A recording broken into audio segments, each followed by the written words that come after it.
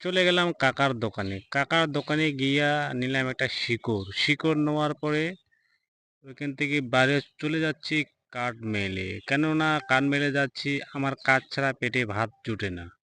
তাই কাঠ মেলে গিয়া জিজ্ঞাসা করব যে দাদা কাজ হবে কি না। তাই চলে গেলাম কাঠ মেলের ভিতরে। ভিতরে গিয়া ওইখানে ছোট একটা ভাই বসে আছে, তাকে জিজ্ঞাসা করলাম। করার পরে বললাম যে কাজ হবে কি না। বলল কাজ নাই। তার মানে আমাদের পেটে ভাত নাই।